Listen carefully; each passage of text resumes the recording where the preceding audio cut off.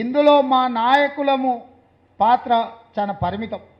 బూతులలో శ్రమపడి ఇంటింటికి వెళ్ళి శ్రీమతి సోనియా గాంధీ గారి సందేశాన్ని, రాహుల్ గాంధీ గారి నాయకత్వాన్ని ప్రతి తలుపు తట్టి ప్రతి గుండెకు చేరవేసి కాంగ్రెస్ కుటుంబంలో వాళ్ళను సభ్యులుగా చేర్చినందుకు ఎన్రోలర్స్ను అభినందించడానికే ఈరోజు ఈ సమావేశాన్ని ఏర్పాటు చేసుకోవడం జరిగింది. నాయకుల కోసం కాదు, బూతులలో సైనికులు మారి సభ్యత్వాలు చేసిన ఎన్రోలర్స్ను అభినందించడానికి ఇవాళ ఈ సికింద్రాబాద్ పార్లమెంట్ నియోజకవర్గంలో 100 పూర్తి చేసుకున్న వాళ్ళను, 200 పూర్తి చేసిన వాళ్ళను, 500 సభ్యత్వాలు పూర్తి చేసిన వాళ్ళను ఈరోజు సన్మానించడానికి ఈ సమావేశం పెట్టుకున్నాం. మిగతా వాళ్లకు వాళ్ళ బాధ్యతను గుర్తు చేయాలని ఈ సమావేశం పెట్టుకున్నాం. వాస్తవంగా సికింద్రాబాద్ పార్లమెంట్ నియోజకవర్గంలో ఈ దేశంలోనే కాంగ్రెస్ పార్టీని నడిపించగలిగిన నాయకులు ఉన్నారు. అందులో పెద్దలు వి హనుమంతరావు గారు ఉన్నారు, మర్రి శశిధర్ రెడ్డి గారు ఉన్నారు, జూబ్లీ హిల్స్ నుంచి విష్ణువర్ధన్ రెడ్డి గారు ఉన్నారు. వివిధ ముఖ్యమైన కీలకమైన నాయకులు వాళ్ళే కాకుండా బీసీ సెల్, ఓబీసీ సెల్ అధ్యక్షులు ఉన్నారు, ఫిషర్మెన్ సెల్ అధ్యక్షులు ఉన్నారు, యూత్ కాంగ్రెస్ ఐఓసీ ప్రధాన కార్యదర్శి ఉన్నాడు.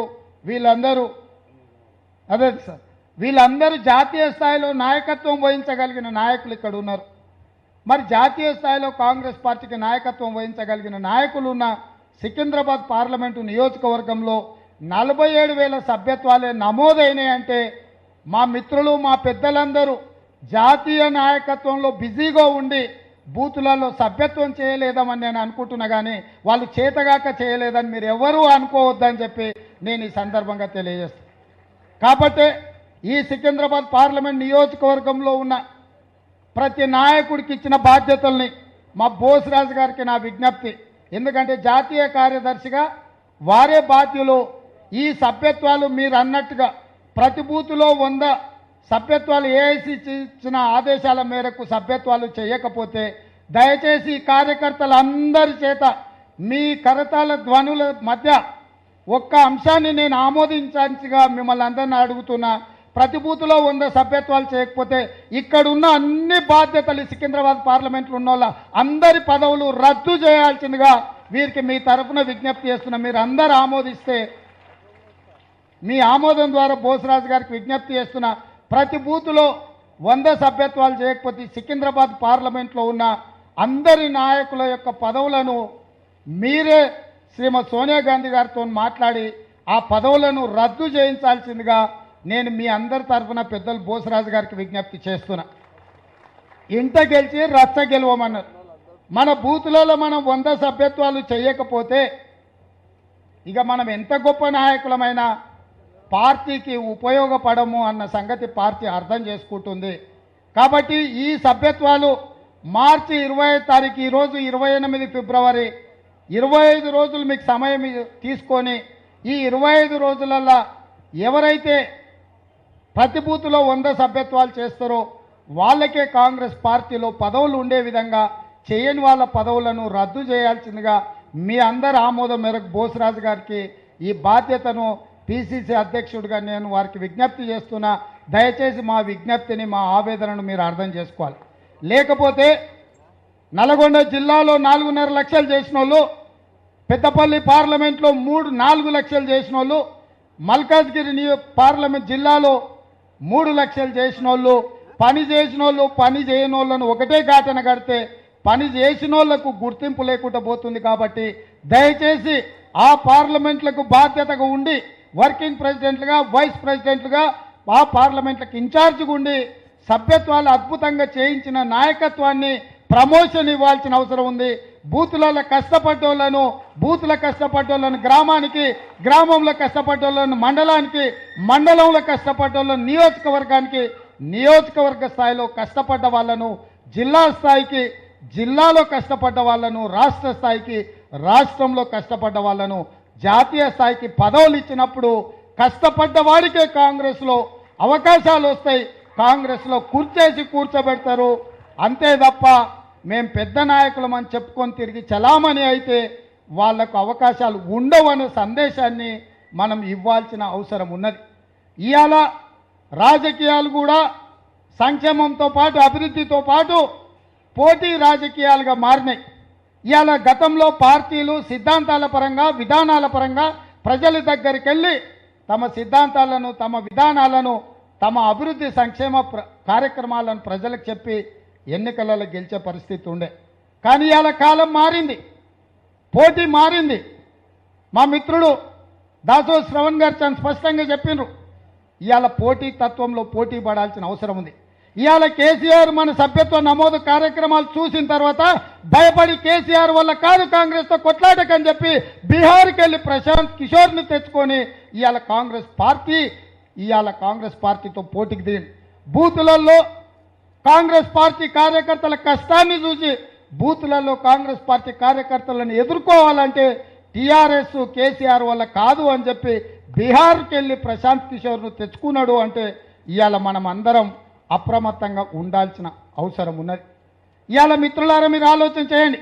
ఇక్కడున్న పెద్దలందరికీ వేదిక మీద నుంచి మీడియా మిత్రులకు కూడా నేను చెప్తున్నా, ఎవరెవరైతే ఈరోజు కాంగ్రెస్ కోసం కష్టపడతారో, కాంగ్రెస్ పార్టీ జెండా మోస్తారో, కాంగ్రెస్ పార్టీ సభ్యత్వాలు చేయిస్తారో, రేపు 12 నెలల తర్వాత ఏర్పడబోయే కాంగ్రెస్ ప్రభుత్వంలో ఇవాళ సభ్యత్వాలు నమోదు చేయించిన వాళ్ళకే అత్యంత గౌరవం ఉంటుంది, కుర్చీ ఉంటుంది, పదవి ఉంటుంది. ఆ బాధ్యత కష్టపడ్డోళ్ళ తరఫున నేను తీసుకుంటా. ఇదే కాదు, ఇంకో మాట కూడా ఈ వేదిక మీద నుంచి స్పష్టంగా చెప్పదలుచుకున్నా. ఎవరైతే కాంగ్రెస్ పార్టీలో సభ్యులుగా చేరతారో రేపు సోనియమ్మ రాజ్యంలో సంక్షేమ పథకాలలో అభివృద్ధి పథకాలలో వాళ్ళకే మొదటి ప్రాధాన్యత ఇస్తాం. ఇందిరమ్మ ఇల్లు కాంగ్రెస్లో చేరినోనికి ఇస్తాం, పెన్షన్ కాంగ్రెస్లో చేరిన వాళ్ళకి ఇస్తాం, రైతు రుణమాఫీ కాంగ్రెస్లో చేరిన వాళ్ళకి ఇస్తాం, ఆరోగ్యశ్రీ పథకం ఇవాళ కాంగ్రెస్ పార్టీలో చేరిన వాళ్ళకి ఇస్తాం, ప్రభుత్వ ఉద్యోగ అవకాశాలలో వీలైనంత మేరకు ఇవాళ కాంగ్రెస్లో చేరిన వాళ్ళకే మొదటి ప్రాధాన్యత ఇస్తాం. కుటుంబ పెద్దగా అది నా బాధ్యత. ఈ కుటుంబంలో సభ్యుల యొక్క అవకాశాలు వాళ్ళ జీవన ప్రమాణాలు పెంచాల్సిన బాధ్యత కాంగ్రెస్ పార్టీ అధ్యక్షుడిగా నా మీద ఉన్నది. మీరు ధైర్యంగా వెళ్ళండి, గ్రామాలకు పోండి, తండాలలో గూడెలలో మారుమూల పల్లెల్లో తలుపు తట్టండి, గుండెను తట్టండి, ప్రతి ఒక్కరికి చెప్పండి ఇవాళ మీరు కాంగ్రెస్ లో చేరండి. రేపు సోనియమ్మ రాజ్యంలో కాంగ్రెస్ ప్రభుత్వంలో సంక్షేమ పథకాలు మీ ఇంటికి తెచ్చిచ్చే బాధ్యత మాది అని మీరు ధైర్యంగా చెప్పండి. మీ తరఫున కాంగ్రెస్ ప్రభుత్వం నుంచి ఆ పేదలకు సంక్షేమ పథకాలు అందించే బాధ్యత మనం తీసుకుందాం. ఇంకా 20 సంవత్సరాలు రాజకీయాలలో క్రియాశీలకంగా ఉంటే నేను మీ కష్టపడ్డ వాళ్ళ రుణం తీర్చుకునే బాధ్యత, మీకోసం కొట్లాడే బాధ్యత నేను తీసుకుంటున్నా. ఇక్కడున్న శ్రేణులకు, మా మహిళా సోదరిమణులకు, మా కాంగ్రెస్ పార్టీ కార్యకర్తలకు నేను ఈ వేదిక మీద నుంచి విజ్ఞప్తి చేస్తున్నా. కాంగ్రెస్ పార్టీ అంటే నాయకుల పార్టీ కాదు, కాంగ్రెస్ పార్టీ అంటే కార్యకర్తల పార్టీ, కష్టపడే వాళ్ళ పార్టీ కింద మార్చి ఈ దేశానికి తెలంగాణ నమూనాను ఇవాళ గుర్తు చేసే విధంగా డిజిటల్ సభ్యత్వ నమోదులో ఈ దేశంలో హైయెస్ట్ చేసి అత్యధికంగా చేసి దేశానికి ఆదర్శంగా నిల్చున్నాం. ఇవాళ ఈ దేశంలో కర్ణాటక అయినా, మహారాష్ట్ర అయినా, తమిళనాడు అయినా, ఉత్తరప్రదేశ్ అయినా, మధ్యప్రదేశ్ అయినా, రాజస్థాన్ అయినా, పంజాబ్ అయినా, ఢిల్లీ అయినా కాంగ్రెస్ పార్టీ సమావేశాలు ఏర్పాటు చేస్తే తెలంగాణలో ఏ విధంగా డిజిటల్ సభ్యత్వం చేసిండ్రో తెలంగాణ మోడల్ డిజిటల్ సభ్యత్వం చేయండి శ్రీమతి సోనియా గాంధీ గారు, రాహుల్ గాంధీ గారు చెప్తున్నారు. అంటే ఈ దేశ రాజకీయాలలో కాంగ్రెస్ పార్టీ తెలంగాణ శాఖ ఆదర్శంగా నిలబడి ఇవాళ పార్టీ సభ్యత్వాలు నమోదు చేసింది. మిత్రులారా, ఇవాళ నేను ఈ వేదిక మీద నుంచి ధైర్యంగా నేను ఒక మాట చెప్పదలుచుకున్నా. ఈ దేశంలో సంక్షేమ పథకాలు అమలు చేసేటప్పుడు కూడా పార్టీకి అండగా నిలబడ్డ వాళ్లకు మొదటి ప్రాధాన్యత ఉంటుంది.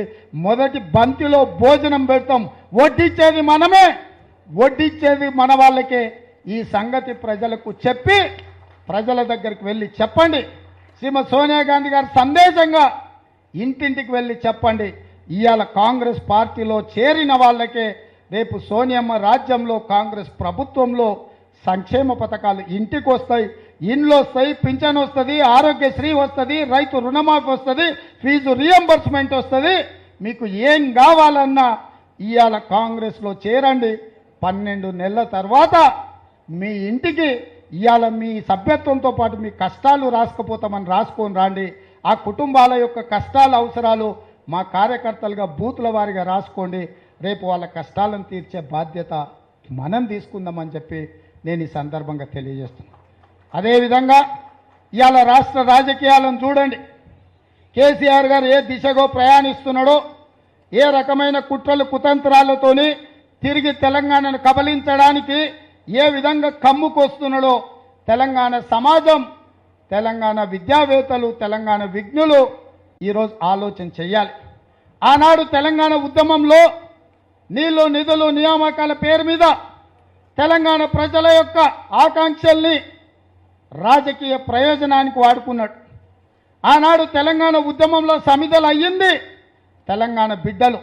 మీకందరికీ తెలుసు, ప్రతి బిడ్డ తెలంగాణ బిడ్డ, తెలంగాణ రక్తం ఈ నేల మీద పారి వందలాది మంది ఆత్మ బలిదానాలు చేసుకొని సమాధుల్లోకి పోయి తెలంగాణ రాష్ట్రాన్ని సాధించి, ఆనాడు తెలంగాణ ఉద్యమానికి మనం కావాల్సి వచ్చింది. తెలంగాణ పోరాటంలో త్యాగాలు చేయడానికి మనం కావాల్సి వచ్చింది. ఈ త్యాగాలను చూసి, పోరాటాలను చూసి గౌరవించి శ్రీమతి సోనియా గాంధీ గారు తెలంగాణ రాష్ట్రం ఇస్తే, ఇచ్చిన రాష్ట్రానికి కేసీఆర్ ముఖ్యమంత్రి అయింది. పర్వాలేదు, ఉద్యమం చేసిండనో లేదా ప్రజలు ఎన్నుకున్నారనో ముఖ్యమంత్రి అయిండు. సరే, రాజకీయంగా విభేదాలు ఉన్నా, ఫలితాలలో కొంత మనకు అసంతృప్తి ఉన్నా, ప్రజలు ఎన్నుకున్న ప్రభుత్వం కాబట్టి పర్వాలేదు అనుకున్నాం. ఆనాడు గుప్పెడు ఆంధ్ర పెట్టుబడిదారులు తెలంగాణను కబలించిండ్రు. తెలంగాణ మారుమూల పల్లెల్లో వేలాది ఎకరాల భూముల్ని ఆంధ్ర పెట్టుబడిదారులు ఆక్రమించుకున్నారని సెక్రటేరియట్లో ఎక్కడ చూసినా గుంట నక్కల్లాగా కుర్చీ కాడ, టేబుల్ కాడ, లిఫ్టుల కాడ అన్ని దగ్గరలో ఆంధ్ర వాళ్ళే ఉన్నారు. ఇవాళ వాళ్ళ పీడ పోవాలి అంటే తెలంగాణ రావాలి అని కేసీఆర్ గారు అన్నారు. నిజంగానే ప్రజలు భావోద్వేగానికి లోనై కేసీఆర్ చెప్పిందంత నిజమే అనుకొని ప్రజలు కేసీఆర్కి అధికారం ఇచ్చారు. ఏం చేసిండు ఆయన? అధికారంలోకి వచ్చిన మరుక్షణం నుంచి ఆంధ్ర కాంట్రాక్టర్లతో కుమ్ముకై ఆంధ్ర పెట్టుబడిదారులు ఇసిరిన ఎంగిలి మెతుకులకు ఆశపడి తెలంగాణ రాష్ట్రాన్ని మళ్ళీ అదే గుప్పెడు పెట్టుబడిదారుల చేతుల్లో తెలంగాణ రాష్ట్రాన్ని పెట్టాడు. నేను మొన్న చెప్పినా, నిన్న చెప్పినా, ఇవాళ చెప్తున్నా, నీళ్లు నిధులు నియామకాలల్లో నీళ్ళేమో జగన్ రెడ్డి తరలించకపోయిండు, నిధులేమో కృష్ణారెడ్డి తీసుకుపోయిండు. ఒక్క కాళేశ్వరం ప్రాజెక్టు నిర్మిస్తేనే ఈ దేశంలో ఆగర్భ శ్రీమంతుడుగా మెగా కృష్ణారెడ్డి అయిండు. అదానీ అంబానీల పక్కన ఈ దేశంలో అత్యంత శ్రీమంతుడు ఎవరయ్యా అంటే మెగా కృష్ణారెడ్డి. ఆయన చేసిన పని ఏందయ్యా అంటే కేసీఆర్ ఇచ్చిన కాళేశ్వరం నిర్మాణం. కాళేశ్వరం కట్టి ఇవాళ ఈ దేశంలోనే శ్రీమంతుడు అయిపోయిండు ఆయన. నియామకాలేమో కేసీఆర్ ఇంటికి పోయినాయి. ఇంటిల్లి పాదికి ఉద్యోగాలు వచ్చినాయి. ఇంటికో ఉద్యోగం ఇస్తాను మనకు చెప్పిండు, నమ్మించిండు, మోసం చేసిండు, నట్టేట ముంచిండు. ఆయన ఇంట్లో ఉన్న వాళ్ళందరికీ ఉద్యోగాలు తీసుకున్నాడు. రెండోసారి కూడా ప్రజలు ఆయనకే పట్టం కట్టారు. ఈ 2 సార్లల్లా తెలంగాణ ప్రజల్ని నమ్మించి ఉద్యమంలో మనల్ని బలిచ్చిండు. అధికారంలోకి వచ్చిన తర్వాత ఆంధ్ర పెట్టుబడిదారులతో అంటగాకి 100 ఎకరాలు సంపాదించుకుంటూ 1000 కోట్ల రూపాయలు దాచిపెట్టుకుంటూ ఇవాళ ఈ 2 పాచికలు వార్తలేవని బిహారీ మూటాను తెలంగాణ మీదకి తీసుకొచ్చాడు. ఇది అత్యంత కీలకమైన సందర్భం మిత్రులారా. ఇవాళ మీడియా మిత్రులకు ఈ వేదిక మీద నుంచి విజ్ఞప్తి చేస్తున్నాను. కల్వకుంట్ల చంద్రశేఖరరావు గారు ఈ తెలంగాణ రాష్ట్రంలో ఉద్యమకారులు, అమరవీరుల కుటుంబాలు, విద్యార్థులు, రైతులు, దళితులు, గిరిజనులు, మైనారిటీలు, మహిళల యొక్క ఆకాంక్షల మేరకు ఈ ప్రభుత్వాన్ని నడిపి తెలంగాణ ప్రజల యొక్క ఆకాంక్షలు నెరవేర్చిన ముఖ్యమంత్రిగా ఉంటే 3వ సారి కూడా తెలంగాణ ప్రజలు కేసీఆర్కు పట్టం కట్టుండే వాళ్ళు. కేసీఆర్ని భుజాల మీద మోసి పల్లకీలో మళ్ళీ ముఖ్యమంత్రిని చేసి ఉండేటోళ్ళు. కానీ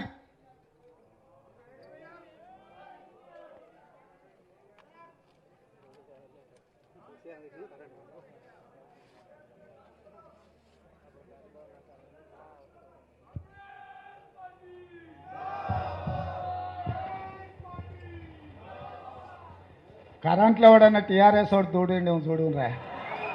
ఏంటంటే వాళ్ళ సంగతి చెప్పేటప్పుడే సరిగ్గా ఆఫ్ చేశారు. కంటి రెప్పపాటు కళ్ళు మూసినంతసేపు కూడా కరెంటు పోతలేదని చెప్పిండు కదా. మరి ఎట్లా పోయిందా కరెంటు? అంటే కేసీఆర్ పచ్చి అబద్ధాలు చెప్తాడనడానికి ఇంతకంటే ఉదాహరణ అవసరమా? ఇవాళ మిట్ట మధ్యాహ్నము నట్టనడి హైదరాబాదులో కరెంటు కట్ అయిందంటే కేసీఆర్ చెప్తున్న కరెంటు కోతలు లేవు అనేది అబద్ధమే కదా, అన్ని పచ్చి కూతలే కదా కేసీఆర్ చెప్పేటివి. ఇవాళ నేను ఒకటే మాట చెప్పదలుచుకున్నా, తెలంగాణ సమాజం ఆలోచన చేయాలి. హాయ్ ఫ్రెండ్స్, మా టుడే టుమారో యూట్యూబ్ ఛానల్ చూస్తున్నందుకు చాలా థ్యాంక్స్. మరిన్ని లేటెస్ట్ వీడియోస్ కోసం వెంటనే సబ్స్క్రైబ్ చేయండి. అలాగే ఈ బెల్ ని కూడా రింగ్ చేసేయండి. మా నోటిఫికేషన్స్ అన్ని మీ మొబైల్లో వస్తాయి. అలాగే మా వీడియోస్ మీకు నచ్చితే లైక్ చేయండి, షేర్ చేయండి, నచ్చకపోతే కామెంట్ చేయండి.